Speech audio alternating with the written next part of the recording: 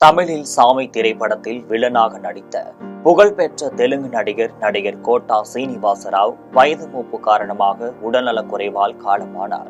ஹைதராபாத் மருத்துவமனையில் காலமான கோட்டா சீனிவாசராவுக்கு வயது 83.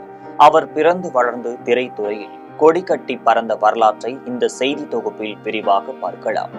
1942ஆம் ஆண்டு ஆந்திரத்தின் காங்கிபாடு என்னும் ஊரில் பிறந்த கோட்டா சீனிவாசராவ் BSc பட்டம் பெற்று திரைத்துறைக்கு வரும் முன் ஸ்டேட் வங்கியில் பணியாற்றியுள்ளார்.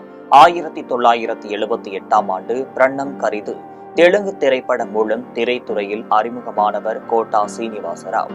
தெலுங்கு, தமிழ், இந்தி, கன்னடம், மலையாளம் என பல மொழிகளிலும் 750க்கும் மேற்பட்ட திரைப்படங்களில் நடித்துள்ளார். சாமி, திருப்பாச்சி உள்ளிட்ட படங்களில் வில்லனாக நடித்து தமிழ் ரசிகர்களிடையே மிகவும் புகழ் பெற்றவர் கோட்டா சீனிவாசராவ்.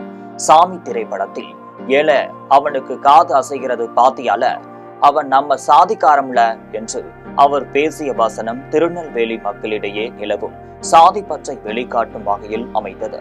அவரது திரைத்துறை சாதனையை பாராட்டி 2015இல் கோட்டா சீனிவாசராவுக்கு மத்திய அரசு பத்மஸ்ரீ விருது வழங்கி சிறப்பித்தது. சிறந்த வில்லன் நடிகர், குணச்சித்திர நடிகர், துணை நடிகர் ஆகியோருக்கான ஆந்திர அரசின் நந்தி விருதை அவர் பல முறை பெற்றுள்ளார்.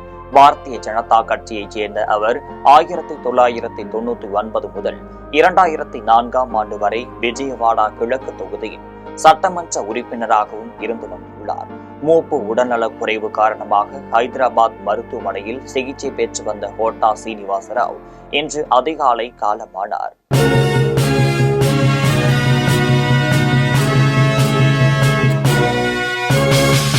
உடனுக்குடன் அப்டேட் தெரிந்து கொள்ள ஜெம் டிவி தமிழ் ஆப்பை இன்ஸ்டால் செய்யவும்.